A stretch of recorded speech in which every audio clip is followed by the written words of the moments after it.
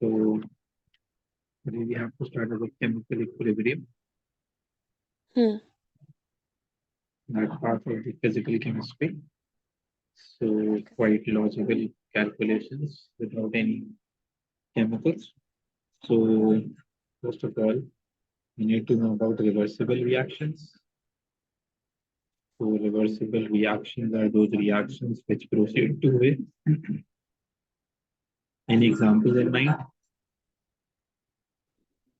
So we can write ammonia and nitrogen. We talked about it. And one example was oxidation of acetone. Yeah. Contact process. So these are reversible reactions, two-way process. So what's happening here is basically two reactions are going on, right?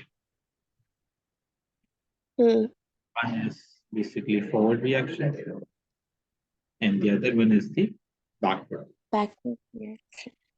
So when we say that forward reaction is happening, we say that reactants, they react to produce products, and then we say what is a backward reaction. So products are unstable, so they are again decomposed into converted back into react. So this is basically a dynamic condition. Dynamic condition means it's always going. It's not, a static condition. All reactions are proceeded, are continuing forever and ever and ever. So all reactions, be it forward or backward, they go on without any errors. Continuing. So this needs to be understood very clearly. But there is a point, that comes when the reaction has reached an equilibrium state. So even at the equilibrium state, reactions are continuing, condition stays dynamic, but concentration becomes constant. Now, this is what we need to discuss in detail. So concentration becomes. So, for example, if there is a reaction, let's say A, it changes to B. So, first thing, it's a reversible reaction. Second thing, let's say on y-axis, I'm having concentration. Okay. And let's say on x-axis, I'm having time. So A here is a reactant, right? And B here is a product. So initially, at the start of the reaction, what I have is maximum possible concentration of A. And as soon as A starts to form B, so concentration of A would decrease. And at a time, a time will come, it becomes constant. So now what we can, identify through this is it was decreasing rapidly. Since it is a, steeper gradient right at the beginning, then it has a decreasing gradient. So it was then decreasing slowly. So what I mean to say is at the start of the reaction, if, there were, let's say 100 moles of A, when time was 0 seconds. So these hundreds, let's say, were very, at a very high rate were converted to B. So let's say 100, now we have 80, then maybe in 1 second, then we have 60, maybe in 2 seconds. Then we have, let's say, 55 in 3 seconds. So what do we identify is that initially it was at a very fast rate, and then the rate is decreasing. Do we get this? Yes. So now we can identify that there was a reactant that is converted to product, and after a certain time here, we see that there is no change. That means beyond this point, the concentration of whatever was left is constant. Do we get this? That means there is no more change in the reactant's concentration. If it was like 45 moles per liter, so now it stays that. If it was 10 moles per liter, now it is not going to change. It has become constant. Now the other reaction is started. Why? Because this was a reversible reaction, right? So if A converted to B, then obviously speaking, decreasing the concentration of A eventually would increase the concentration of B. So when time was 0 seconds, we had 0 moles of A. But as time was 1 second, we should have ideally what? 20 moles of B. Make sense? Because Yes. if we converted, 80 are left, so 20 went to products. And then when time was 2 seconds, it should be, let's say if it is 60, so now we are 40. So what I can identify is as soon as time starts to move on, time is not moving to zero. So I have an increasing concentration of products, Time. but eventually, it has to decrease. And it would reach the equilibrium at exactly the same instant as the reactants reached it. So that's very important Okay. because once the concentration of the reactants it starts to become constant, then only you can say that there are no longer products happening. Make sense? Mm.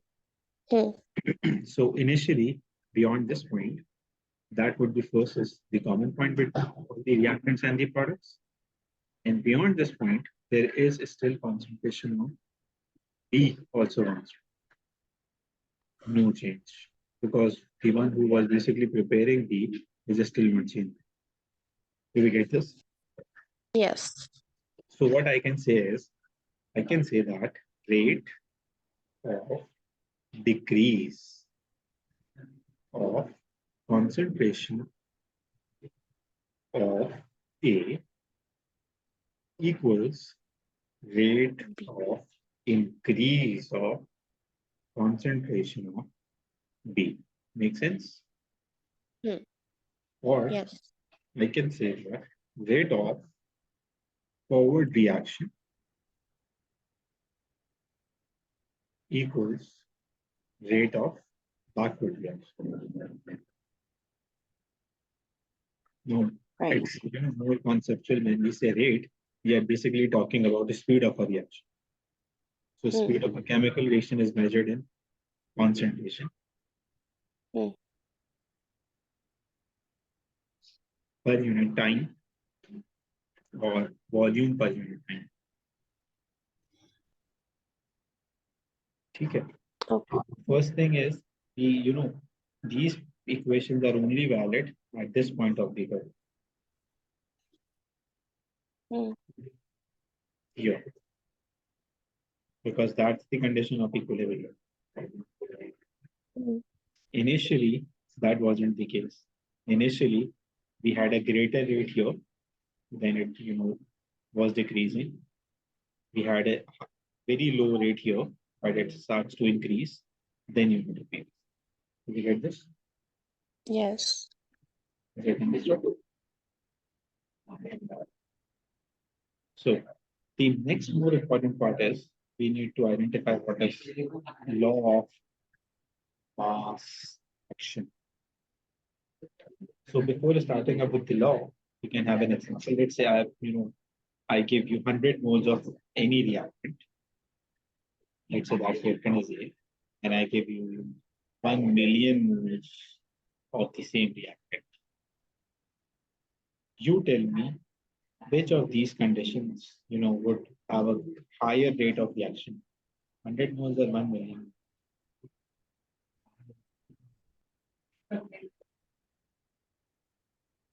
100 moles?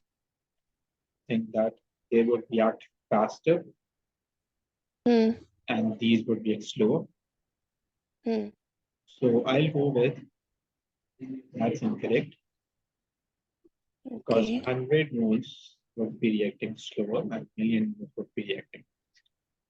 So let's do some, experiments on.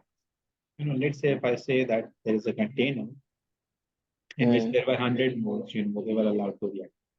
And then there is a container where, 1 million moles are allowed to be. So what I can judge by my calculations is more collisions would be happening in this container, right? Mm. So they are more likely to end up having a product. Makes sense?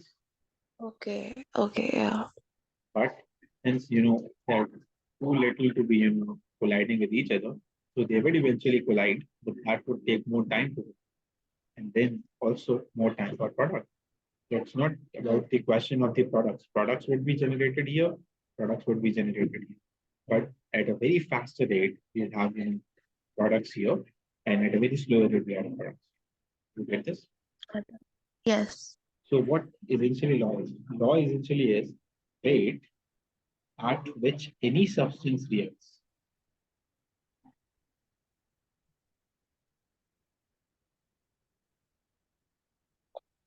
is directly proportional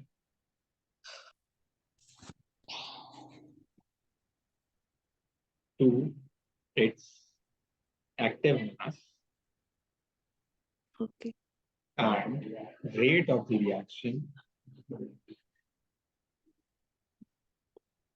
That's the other part, is directly proportional to the product of the molar masses or molar concentrations of all the reactants. Now, what is that supposed to be? If we talked about a single reactant, that was A. So according to law of mass action, rate at which A would react is proportional to concentration of it. So when we write anything in square brackets, that means concentration. Concentration means how many moles are dissolved in a liter. Concentration. So that is moles per liter. So if I increase, moles per liter available for A, rate of that reaction would increase. So let's say there was A that was converting to B. So rate of forward reaction would be proportional to concentration of A. Do you get this? Yes. And similarly, for the same reaction, can I say rate of backward reaction would be directly proportional to concentration of B? Yes. But if let's imagine we have multiple reactants. Let's say we have, A reacting with B to produce C and D. So what do we have? Well, the rate of forward reaction would be proportional to concentration of A as well as And B. concentration. Yeah. Similarly, for backward reactions, it should be for C and C and also if we have different moles, let's say X moles of A, they react with Y moles of B, and then they have M moles of C and N moles of D. So we'll have rate for forward is proportional to A with exponent X, B with exponent Y, and for backward reaction, we would be having C with exponent M and D with exponent N. Do you get this? yes. Is it clear? Yes. So what happens at equilibrium? Let's discuss that. We talked about at equilibrium, reaction rate should be equal, right? Mm. That means rate for forward should be equals to rate of backward reaction. Make sense? Yes. Let's change this proportionality into an equation. So I can write K is some constant for forward reaction. AX and BY. And then this should be KB, N, and N. So at here, I can write KF, A with power X, B with power Y. Here I can write KB, and it could be C with power M and D with power M. So let's bring all the constants on one side and concentration on the other side. So rearranging.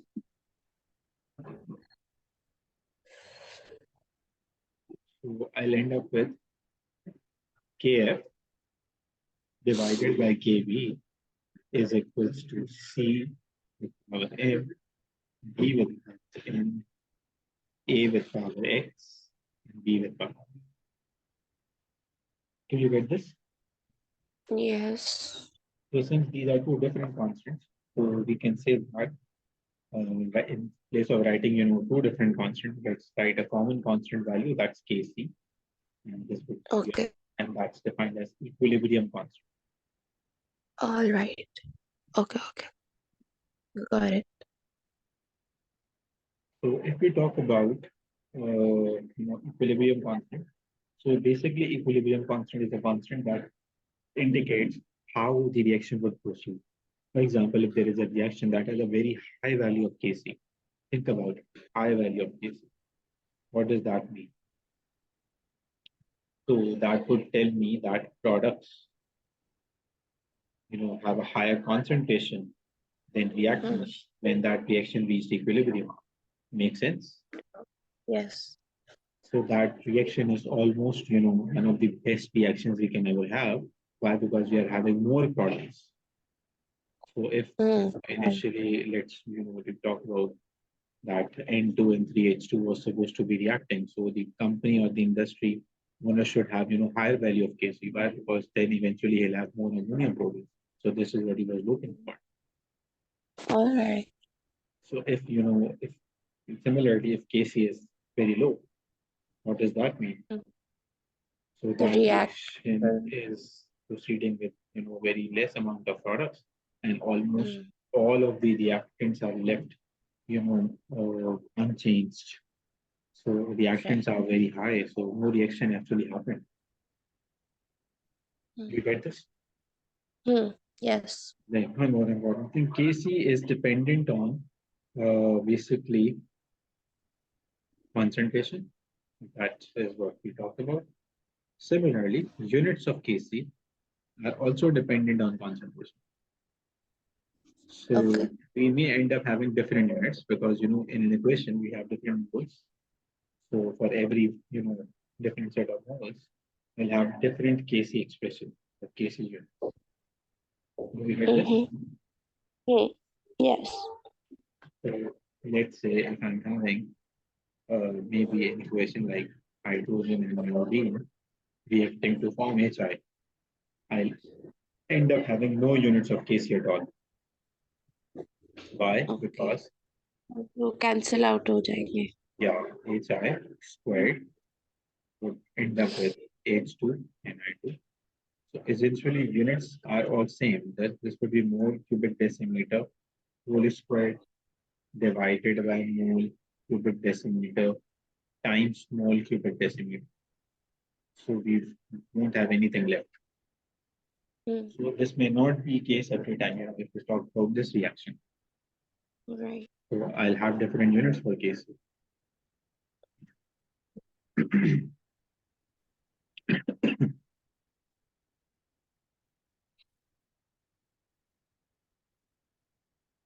So let's say if we talk about Kc for the ammonia reaction, this would be NH3 squared, and it was N2, and then it was 3 hydrogen. So units here would be mole cubic decimeter whole squared over mole cubic decimeter, then mole cubic decimeter whole cube, right? So this square cancels out with this and this. So I have eventually mole cubic decimeter whole square. So that would give me the units of mole -2 and dm +6. Did you get this? Yes. One more thing. Kc expressions are only valid for liquids. And if we talk about, gases, so we use partial pressures instead of, concentrations. So we'll have Kp for them. So that would be pressure for products with, their moles, and pressure for reactants in their. How would we calculate this pressure? That's basically general gas equation. T is equals to nRT. Okay. So pascals. Yes. You get this? Yes. And for solids, we don't have any case. So all solids are to be left as it is, not included in Kc expression.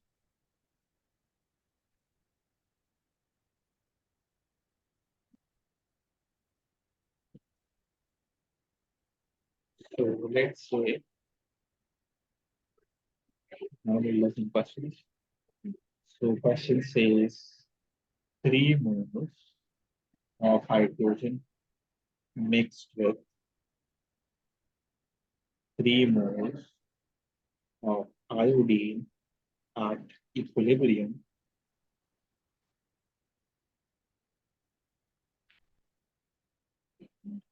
.8 moles of hydrogen were found to be unreacted.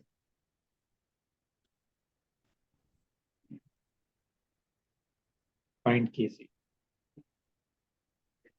So first of all, you are going to create an equation to see what has happened. Then we'll talk about what was initially given. So initially they talked about that 3 moles of hydrogen were reacting with 3 moles, right? Initially, obviously, there was not any product, so this should be nil or zero. Nothing was there initially. But when the reaction reached equilibrium, what they say? They say that they have hydrogen 0.8 moles unreacted. Do we get this? That was essentially unreacted. That was all left. So hydrogen was 3. Now something happened and 0.8 was left. Do we get this? Yes. There is a decrease in moles of hydrogen, and that decrease can be, we can write x.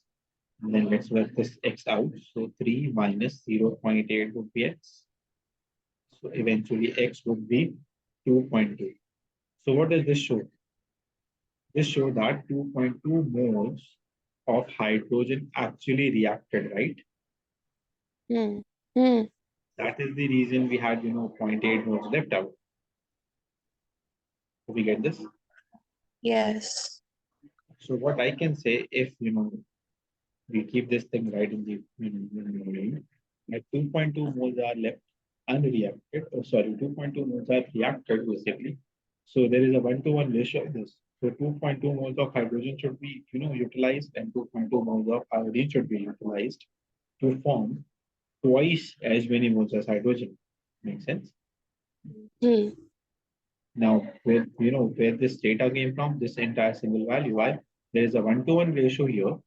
So if, we have worked out that hydrogen has been consumed 2.2 moles, so iodine should have been consumed as 2.2. So 1:1 is there, and then we see that twice of whatever was hydrogen. So twice of hydrogen or iodine. So we'll eventually have 4.4.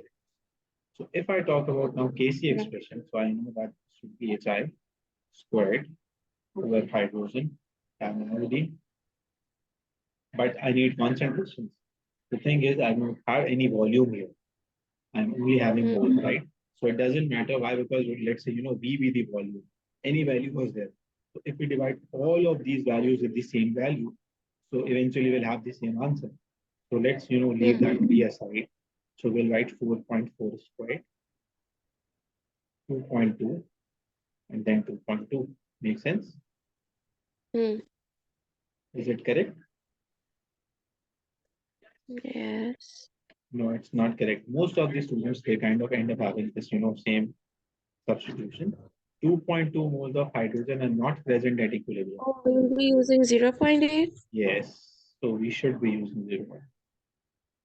So we'll have what? 30.25 without any units. That's Kc. Do we get this? Yes. Understood? Okay, baat hai.